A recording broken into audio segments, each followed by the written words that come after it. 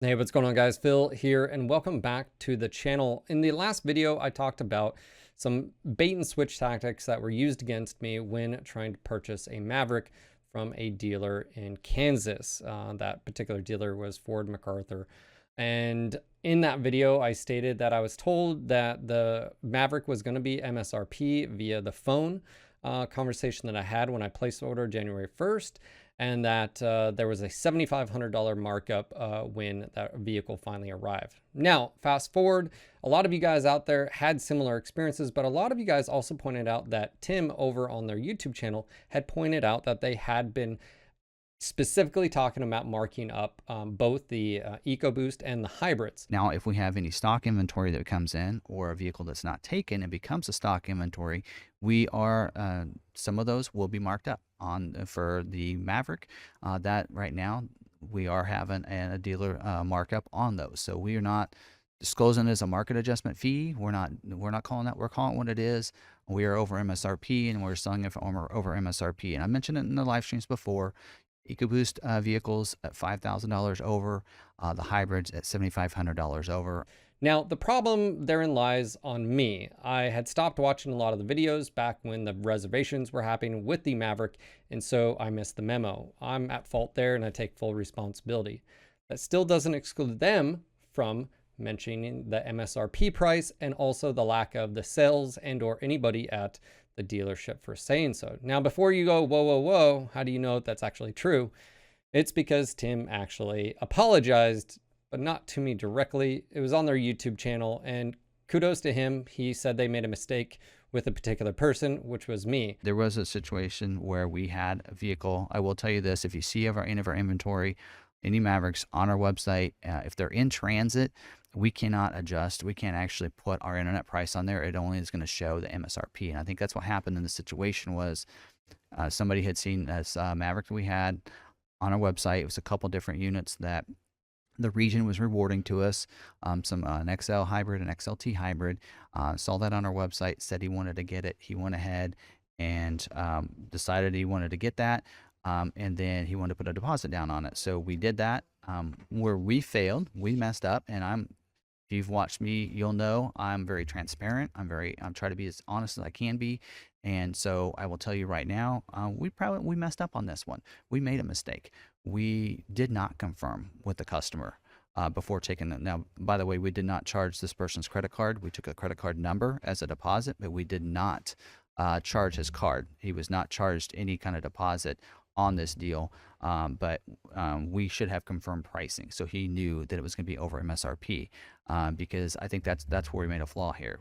Since then, I have actually reached out to Tim, and Tim, if you're watching that, again, I do appreciate the apology, even though I never got a phone call and or an email directly from your dealership. That would have been nice. Maybe also put that on the to-do list in the future. But all that being said, his videos were informative, and he had been saying that they were going to mark up. I just didn't know that, so again, that's on me.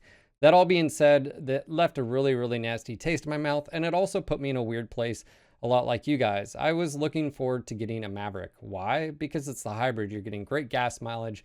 I needed a vehicle that wasn't a super-sized truck or anything, to be able to do stuff around the house, projects, be able to pick up loads and so forth, go pick up lumber, bring it back, right? The Maverick sort of fits that. I'm not a huge guy. I'm 5'7". I don't need like twin turbo diesel or whatever, but gas mileage and moving forward. Now, ultimately, my big goal was to go fully electric, but as you guys know, the Lightning and now Silverado are a bit out. So where does that leave me right now as far as the vehicle? Well, unfortunately, this leaves us all in a lot of a pickle, which if you're like me, if you wanted a Maverick and you want a hybrid, we can't order. Now, on the phone that I've talked to multiple dealerships since then, because I've tried calling around from Virginia to Tennessee, Kentucky, South Carolina, Georgia. I could not find another hybrid, by the way. Found plenty of EcoBoost, so they are out there. But beware of the previous things I was stating, which is, again, price markups. They are through the roof, and don't pay it. It's just not worth it. That all being said, where does that leave me, and what am I going to do? Well, because we can't order until July, and just to sort of reiterate, I still have a Lightning reservation as well as a Silverado EV. Now, those won't be really produced at least the Silverado until next year, 2023. And the Lightning is being produced this year, but it's not going to be for mine because I'm not one of the like first 15,000 that they're calling. I'm like way down the queue line. So I'm assuming maybe next year sometime. I don't know. So really, where am I at? Well, we have two vehicles. They're working fine, the CRV and a Chevy Volt. And the Chevy Volt's a great vehicle. And I think we're pretty much going to be just sticking with those until the Silverado and the Lightning, whichever opens up first. And I'll talk about why in another video, why I chose those two. But needless to say, this is sort of a bummer because I felt like maybe this could have been the vehicle, the stopgap between, purchasing the Maverick and then waiting maybe for a Maverick that's EV version down the road, because I do think they are going to be doing that. Makes full sense. I looked at used truck prices around. They're just ridiculous. I mean, even a local dealerships and stuff having like a 2015 like Colorado with like 100,000 miles, they're asking like 27,000. They're out of their mind not doing it, and I hope they get stuck with that vehicle down the road. All that being said, I also find it interesting that shortly after my incident, the Ford CEO was talking about the basically impact dealers are having, at least this is my interpretation, on their brand, which is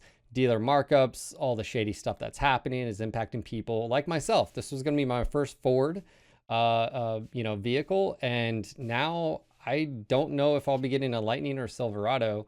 And keep in mind, I'm also getting the base model because, again, I'm not going to pay, I can't pay 60, 70, 80, $90,000 for a vehicle.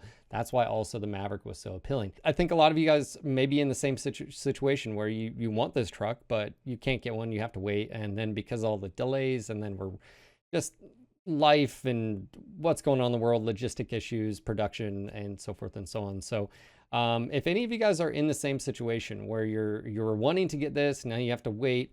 Are you going to wait for July orders, and when the orders open back up and the 2023 versions come out, what did you decide? Again, I'm not 100% like saying I'm not going to get this vehicle. I don't really think I'll need to if Ford ramps up their production of the Lightning in 2023. And again, I'm going for the Pro model base range, which again are, I'll get into a video and talk about that. So let me know what you guys have decided. Are you dead set on getting a Maverick? For those that have had a Maverick out there, what are things that you'd want to see improved on the 2023 version? It will be interesting seeing when those order banks and come up, if they do make any physical changes. We've talked about colors and interior, exterior stuff. It's weird that they have that full headlight, but yet only on the Lariat is the top bar actually works, so it's just blank. I figured aftermarket and stuff will happen there, but stuff like that, interior colors, that little cube box, if they're going to expand. Anyways, we will have to dissect. And that's it for this video. Again, just want to say a quick shout out to all the comments and the thumbs up and feedback that I got. It was very inspiring, and I will continue to make videos on my progress of getting my very first truck, and whether it's the Maverick in the future or the Lightning or Silverado, I guess it is up in the air. But stay tuned for another video talking about the Lightning and the Silverado specifically.